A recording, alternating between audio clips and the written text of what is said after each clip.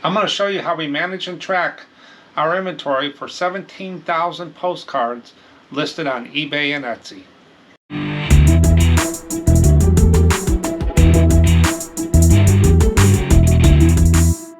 Hi, this is Mark from Mark Sales. Today I'm going to speak to you about how we manage and track our inventory for over 17,000 postcards we have listed on eBay and Etsy. A few years ago when we started selling postcards, we really didn't have a problem in the beginning. We had 100 cards, 200 cards, 1 box, 3 boxes, 5 boxes. But then we started seeing that we had an issue. How do you deal with more than 5, getting up to 4,000 postcards? Do you sort them by subject, by state, by type?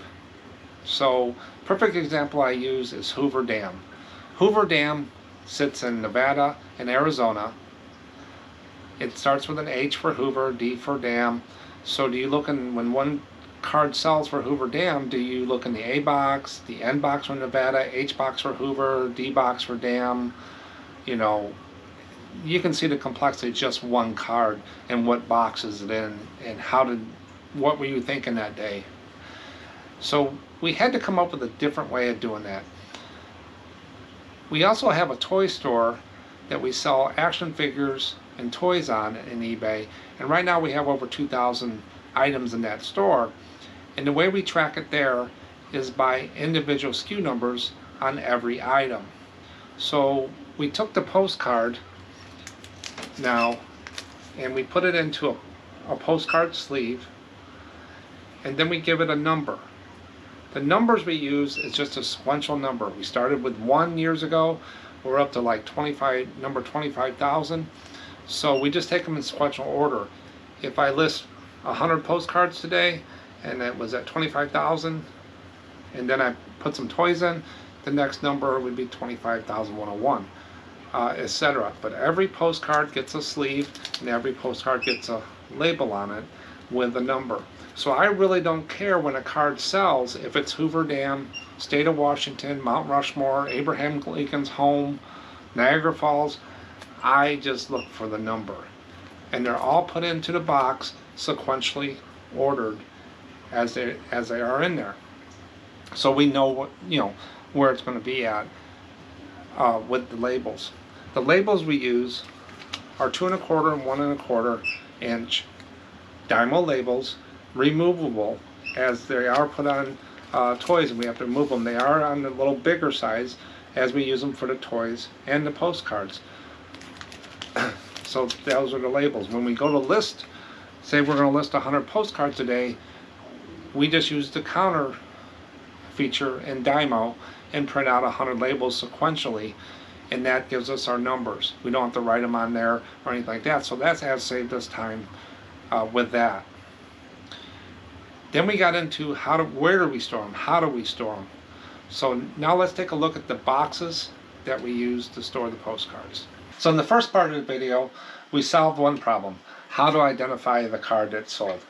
We put a sleeve on it, we put a number on it, we know where the card is, we know what card it is.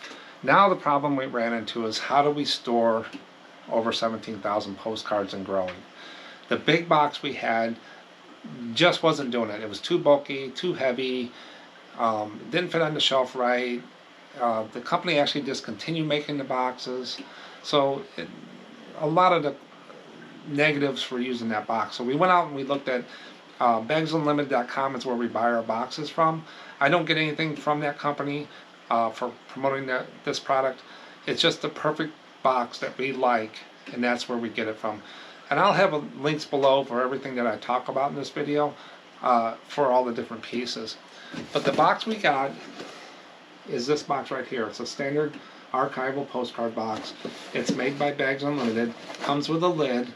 We don't currently use lids on our boxes because we don't have a water problem overhead or dust problems in the office here.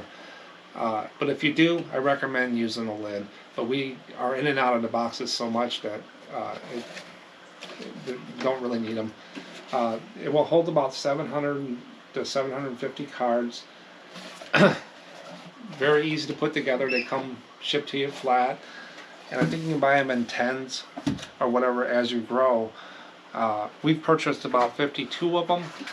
We have set up the shelves here that I'll show you in a minute to scale between 38 to 40,000 cards. We're nowhere near that right now, but as we grow, we wanted to have the same type of boxes, same type of setup, because we think this is the solution that will get us there. But that's the box that we use.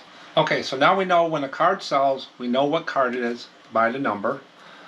We have adequate storage for the cards in sequential order. They go, as we list them, the numbers sequential order. Now I'm going to show you where we store them. So we know the card number, we got the box. Now where do you put these boxes? So I'm going to walk over, I'm going to pick you up and walk you over and show you our setup. So, and this is our bird. He's always with me in the office. His name is Sal. He's about 30 years old. Doesn't talk, but he's a ham when it comes to a camera. He'll probably come over to the camera. So he's always sitting next to me. So this is our setup. On the right side over here is 28 boxes. There's 7 per shelf. Each box has cards in it, and as I pull them out, you'll see this is 4125. The one right next one is 4131. Then you get 4184, 4654, and so on, moving to the right. Each box has a number on it, but that we don't put a location because we really don't care what box it's in as we look for the number. So if I saw a card 4376, it'd be right here, and then if it's 7606, 9850, and then when you move down here, you get into 151, and then you go over here, you get into 186, and then you go down to 228.33. So they just go left to right, but each box weighs about 9 to 10 pounds. So on this shelf alone, we got 60-70 pounds. These shelves were put together to the studs with those types 3 brackets, and they're right into the studs, and they're rated to hold over 100 pounds. But that's what it is. Now right now we're using the right side because that's where most of the cards are. This side over here, as you can tell, are more empty and ready to go. The cards and sleeves are listed. The cards with rubber bands have been scanned and are ready to list. And we're all the way across to there. So we're on box 25. Now, as you sell cards, you might sell 1 out of here, 10 out of here, 2 out of here, and they get looser, and they'll start falling over.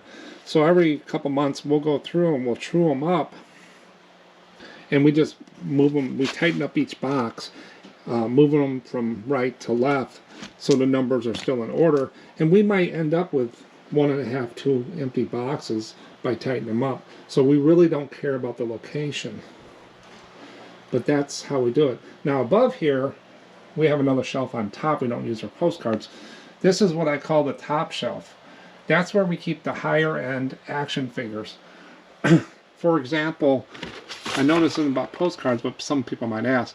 These 3 figures right here are Avengers. Each one of these sell for over $100.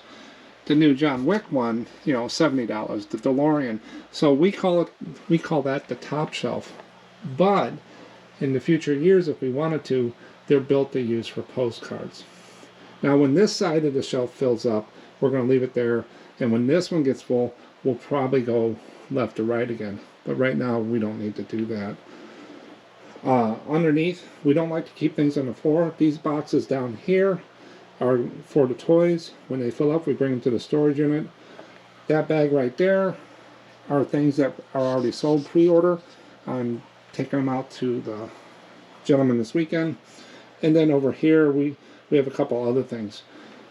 But that's our postcard setup that we have today. So that's how we track and manage our inventory for selling postcards on eBay and Etsy. We really don't care if it sells on eBay or if it sells on Etsy. We just get the SKU number, go to the shelves, find the card, bring the card over, and we do one more step.